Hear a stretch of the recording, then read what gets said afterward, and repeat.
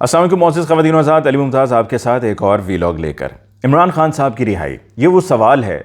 जिसका जवाब हर किसी को चाहिए। मुझसे रोज़ाना ही तकरीबन बेशुमार लोग ऐसे मिलते हैं जो ये सवाल पूछते हैं कि ये बताइए कि इमरान खान साहब कब रिहा होंगे। मतलब एक आम आदमी से लेके ख़ास आदमी तक, एक मज़दूर से लेके एक कारोबारी तक, मुलाजमत पेशा बंदे से लेके एक हाउस वाइफ तक, हर कोई ये जानना चाह रहा है, बच्चा बच्चा पूछना चाह रहा है, जानना चाह रहा है कि इमरान खान साहब कब रिहा होंगे। ये सवाल सिर्फ पाकिस्तान में नहीं पूछा जा रहा है, ये पाकिस्तान से बाहर भी पूछा जा रहा है। और पाकिस्तान से बाहर भी आप हैरान होंगे कि ऐसे ऐसे लोग ये सवाल पूछ रहे हैं कि जिनका आप बिल्कुल भी नहीं सोच सकते कि यार ये सवाल मुझसे पूछेंगे। अब जिस तरह रिसेंटली अमरीकी सदारती इंतखाबात हो रहे हैं, तो हमारे कुछ सहाफ़ी अमेरिका गए हैं उसको कवर करने के लिए। तो जब वो अमरीकी एयरपोर्ट पे पहुंचे तो वहाँ पर इमिग्रेशन वाले ये सवाल पूछ रहे हैं कि आप पाकिस्तान से आए हैं, ये बताइए कि इमरान खान साहब रिहा कब हो रहे हैं और इमरान खान साहब किस हाल में हैं। तो आज के इस वीलॉग में मैं आपके सामने कुछ हक़ाइक़ रखूँगा और उनकी रोशनी में ये सवाल के जो अब दिन ब दिन ये मुतालबा ज़ोर पकड़ता जा रहा है, पाकिस्तान तहरीक इंसाफ के वर्कर्स अपनी लीडरशिप से पूछ रहे हैं कि बताएं आप सब अपनी रोज़मर्रा की रूटीन को वैसे ही चला रहे हैं, वहाँ पर एक आदमी जिसके नाम पर हमने आपको वोट दिए 8 फरवरी को, वो 8/6 के सेल में बंद है, बताएं कब रिहा होगा। तो ये सामने जो मैं आपकी तफसीलात रखूँगा, इससे ज़रा वाज़ेह हो जाएगा कि इमरान खान साहब की रिहाई कब और कैसे मुमकिन है। लेकिन उससे पहले ये जो जुल्म और बर्बरियत हम अपने मुल्क में 9 अप्रैल से लेकर अब तक देख रहे हैं, और इतनी बर्बरियत है कि जिसकी कहीं पर मिसाल नहीं मिलती। पाकिस्तान से बाहर भी अगर मालूम किया जाए तो शायद आपको इस तरह की कोई गिनी चुनी मिसाल मिलती हो, और अगर मिसाल मिलती भी होगी तो वो सिर्फ एक महदूद अरसे के लिए कहीं पर किसी के साथ हुआ होगा। ये तो 2022 9 अप्रैल से लेके अब तक बदस्तूर होता चला जा रहा है। इसमें कहीं पर कोई रियायत किसी के साथ नहीं बरती जा रही है, किसी का एहसास नहीं किया जा रहा है। ये नहीं देखा जा रहा है कि कोई बुज़ुर्ग खातून है, कोई बहन है, बेटी है, चादर और चार दीवारी का तकद्दुस पामाल हो रहा है। लेकिन करने वाले इसलिए कर रहे हैं कि वो ये समझते हैं कि उनका कोई कुछ नहीं उखाड़ सकता, उनका कोई कुछ नहीं बिगाड़ सकता। अब 9 अप्रैल से लेके अब तक हमने देखा था कि उस्मान डार और उमर डार की वालदा के साथ क्या हुआ, और फिर घर पे उनके जो दीगर ख़वातीन थी उनके साथ क्या जुल्म हुआ। और बेशुमार ऐसे घर थे कि जहाँ पर दीवारें फलांग कर गए लोग, चादर चार दीवारी का तकद्दुस पामाल हुआ, बच्चों को हरासा किया गया, ख़वातीन को हरासा किया गया, सिर्फ़ इसलिए कि पीटीआई को तोड़ना है, पीटीआई को तकसीम करना है, पीटीआई को कमज़ोर करना है, इमरान खान को शिकस्त देनी है। मुकाबला इमरान खान से, क्योंकि मुकाबला तो असल इमरान खान से ही है ना। बाकी सब तो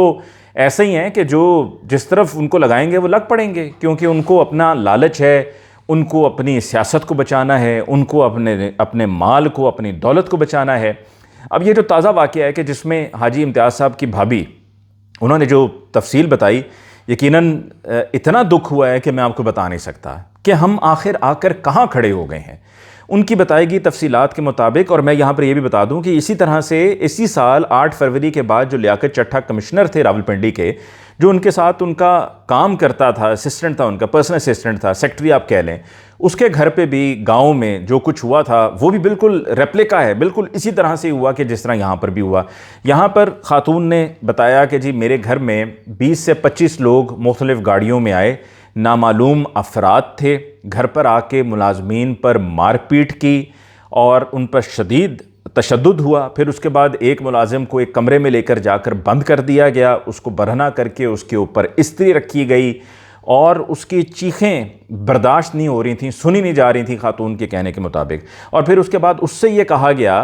कि तुम इसी हालत में, बरहना हालत में जाओ, और जिस कमरे में हाजी इम्तियाज़ की भाभी और बच्चे सो रहे थे, कम उम्र बच्चे थे, वो कमरे की कुंडी उसका जो है लॉक खुलवाओ। उसने कहा कि जी मैं वफ़ादार हूँ इनका, मैं इतने सालों से इनके लिए काम कर रहा हूँ, मुझसे ये कम अज़ कम नहीं होगा, मैं बाल बच्चेदार आदमी हूँ, मुझे भले गोली मार दें लेकिन मुझसे ये काम नहीं होगा। फिर उसके बाद ख़ातून ने चूँकि बाहर चीखो पुकार सुनी और इतना शोर हो रहा था घर में कि उन्होंने दरवाज़ा खोला,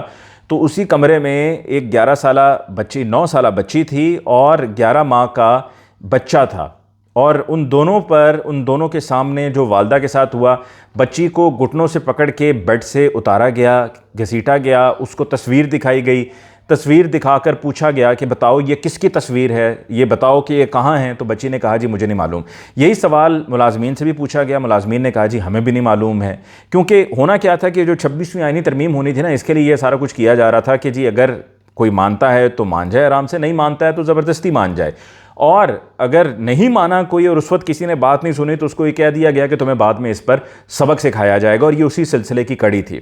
फिर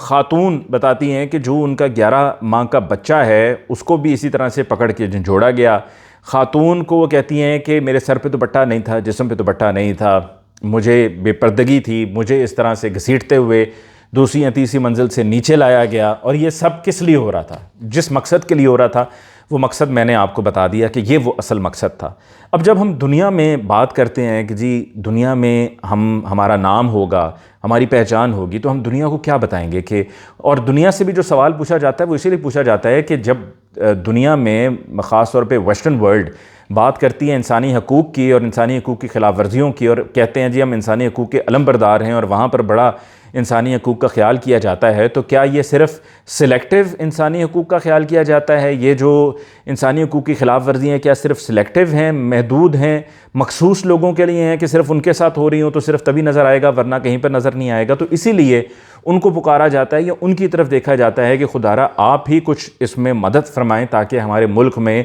ये जो बदमाशी और गुंडागर्दी है और इस पे पुलिस को इतनी बार इस्तेमाल किया गया है कि जिसकी कोई इंतहा नहीं है, इस बदमाशी और इस गुंडागर्दी को ख़त्म किया जाए। अब आगे बढ़ते हैं जी, इमरान खान साहब की रिहाई। इमरान खान साहब की रिहाई के लिए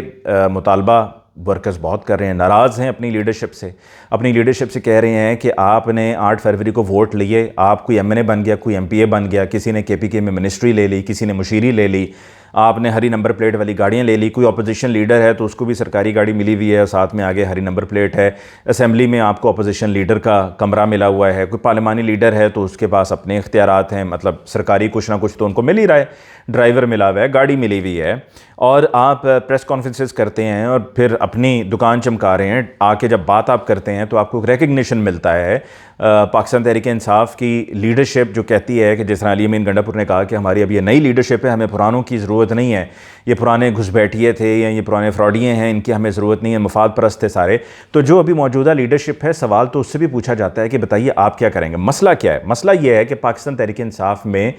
तंजीम, वो तंजीम साजी नहीं जो तलाल चौधरी करने चल पड़े थे, तंजीम साजी की ज़रूरत है। तंजीम साजी के मामलात खासे कमज़ोर हैं, इस पर फोकस नहीं है, तवज्जो नहीं है। इमरान खान साहब जब से जेल में हैं उसके बाद तो बिल्कुल भी नहीं रहा है, और तंजीम साजी जब तक नहीं होगी ठीक से तो मामलात को या एक पुरज़ोर और एक कारामद रिज़ल्ट ओरिएंटेड तहरीक नहीं चलाई जा सकती। पंजाब में तो ख़ास तौर पर लीडरशिप बहुत कमज़ोर है। हमाद अज़हर साहब का पता नहीं है, दीगर और जो लीडरशिप के लोग हैं उनके बारे में पता नहीं है। कोई रूपोश है, कोई आता है तो 4 दिन नारे लगते हैं, आवाज़ें आती हैं, पता चलता है कोई आए, फिर उसके बाद वो गायब हो जाते हैं। असेंबलियों में जाते हैं, असेंबलियों में जाकर क्या कुछ आप ऐसा करते हैं कि जिसको जो नोटेबल हो। आप असेंबलियों में जाते हैं, जाके सेशन अटेंड करते हैं, निकल आते हैं। आपको MPA होने के नाते, आपको MNA होने के नाते तनख्वाहें मिलती हैं, आप वो तनख्वाहें वसूल करते हैं। तो मेरा सवाल सिर्फ इतना सा है, और एक वर्कर का भी सवाल ऐसा ही है कि ये जो भी आपने जलसों का भी ऐलान कर दिया कि फ़लाँ जगह जलसा, फ़लाँ जगह जलसा, फ़लाँ जगह जलसा, ये जलसे आप करते रहेंगे तो क्या इन जलसों से इमरान खान साहब रिहा हो जाएंगे? इमरान खान साहब की रिहाई के लिए अब तक एक लियाकत बाग का एहतजाज हुआ है, फिर उसके अलावा ये जो D चौक वाला एहतजाज हुआ है, ये 2 एहतजाज हुए हैं। इसके अलावा और कौन सा एहतजाज हुआ है? माना कि इससे पहले आपको निकलने नहीं दिया जाता था, लेकिन कोई ना कोई स्ट्रैटेजी होती है, हिकमत अमली होती है कि एक जो मैं बात कर रहा हूँ ना कि ऑर्गेनाइज्ड होने की ज़रूरत है PTI को, वो इसी वजह से है कि अगर फ़र्ज़ करें A कैटेगरी की या टियर A की जो लीडरशिप है अगर वो पकड़ी गई है तो उसके बाद और आपके पास लीडर है, वो अगर मसले में है तो फिर तीसरा होगा, तीसरा नहीं है तो चौथा है। इस तरह से ये एक तहरीक कामयाब तहरीक बन सकती है, और कामयाब तहरीक ऐसे नहीं होगी कि TV पे आके बढ़के मार दी, नारे मार दिए कि हम ये कर देंगे, हम वो कर देंगे, हम आपको सबक सिखा देंगे, हम आपको वार्निंग दे रहे हैं। अब अली अमीन गंडापुर साहब ने भी जो आकर एक वीडियो बयान रिलीज़ किया, उस वीडियो बयान में उन्होंने कहा है कि अगर इमरान खान साहब को जो जेल में अदम सहूलियात हैं, उनको एक्सरसाइज नहीं करने दी जा रही, उनको खाना ऐसा दिया गया कि जिसके नतीजे में वो खाना उनके लिए ठीक नहीं था, उनको वॉमिटिंग हुई, फिर उनको बिजली मुयस्सर नहीं थी, उनको बाहर निकलने नहीं दिया जा रहा था, ये सारे उनके साथ जुल्म किए जा रहे हैं, और एक कैदी के जो हुकूक़ हैं उन हुकूक़ का ख्याल नहीं रखा जा रहा है। और एक फॉर्मर प्राइम मिनिस्टर हैं, फॉर्मर प्राइम मिनिस्टर होते हुए कुछ वहाँ पर आपको सहूलियात मुयस्सर की जाना ये जेल मैनुअल का हिस्सा है, वो नहीं हो रही हैं। तो अगर ये ऐसे ही जारी रहा तो मैं आपको बता रहा हूँ कि फिर हम D चौक नहीं आएंगे, फिर हम कहीं और जाएंगे। ये बात अली अमीन गंडापुर साहब ने कही है। सवाल ये है कि इस पूरे में वो अब दोबारा बात वो नहीं कर रहे हैं कि जो वो डी चौक कह रहे थे कि हम आ रहे हैं इमरान खान की रिहाई के लिए, या संगजानी के जलसे में उन्होंने कहा कि जी अगर 2 हफ्तों में इमरान खान साहब को रिहा ना किया गया तो हम अडियाला जेल जाएंगे। ये इस वजह से अब बयानात नहीं दे रहे हैं, ये शोला बयानी इस वजह से नहीं है क्योंकि उस वक्त ये शोला बयानी करके बाद में फिर ट्यूनिंग हो गई थी, सेट हो गए थे, और फिर उसके बाद उनको ये समझ में आ गया कि अगर बतौर वज़ीर आला KPK में अपना मामला जारी रखना चाहता हूँ तो फिर मेरे लिए ज़रूरी है कि मैं ज़रा थोड़ी सी ना बिटवीन द लाइंस बात करूं, मतलब ना इधर हेयर नो देयर, ना इधर ना उधर की बात हो, बीच वाली बात हो। और ये कल बात नोट की है PTI के वर्कर्स ने, PTI इमरान खान साहब कहना चाहिए, इमरान खान साहब के सपोर्टर्स ने, कि भाई ये क्या है कि अली अमीन गंडापुर साहब ये तो बता ही नहीं रहे कि इमरान खान साहब कैसे रिहा होंगे। इमरान खान साहब सिर्फ़ और सिर्फ रिहा होंगे जब एहतजाज होगा। ये सलमान अकरम राजा साहब जैसे जो ठंडे मिजाज के आदमी हैं और उन्होंने इस तरह से कोई सियासी तहरीक वगैरह कभी नहीं चलाई है और पढ़े लिखे वकील आदमी हैं, तो वो भी आज ये कहने पे मजबूर हो गए हैं कि जी हम तहरीक चलाएंगे। और वो इसी वजह से कि वर्कर्स का प्रेशर है। वर्कर पूछ रहा है कि बताओ इमरान खान साहब को कैसे रिहा करोगे, यहाँ पर अब अदालतों में जाते हैं, अपने आरामदेह घरों में जाते हैं, सोते हैं, अच्छे बेहतरीन खाने आप खाते हैं, गर्मियों में एयर कंडीशन कमरों में आप रहते हैं, और ये सब कुछ आपको किस लिए मिला हुआ है? जो आपको ये ठाठ बाट आपको एक नाम मिला हुआ है, नाम ही सब कुछ होता है, पैसा सब कुछ नहीं होता है। नाम आपको मिला हुआ है तो ये किसकी वजह से ऐसा हुआ है? यकीनन आपके रब ने भी आपको एक मौका फराहम किया, वो बात दुरुस्त है, लेकिन ये कि यहाँ पर इमरान खान साहब की वजह से हुआ। तो इमरान खान साहब खुद जेल में बंद हैं, तो अगर आप समझते हैं कि इमरान खान साहब की रिहाई होनी चाहिए तो फिर अब तक आपने क्या एफर्ट्स किए हैं, कितनी कोशिशें की गई हैं? सिर्फ ज़ुबानी कलामी प्रेस कॉन्फ्रेंसेस से मामला नहीं होगा, इसके ऊपर आपको भरपूर एहतजाज करना होगा। और अगर आप भरपूर एहतजाज करेंगे तो ही बात जाकर कहीं बनेगी, तो ही दाल गलेगी, तो ही इमरान खान साहब रिहा होंगे। वरना इस तरह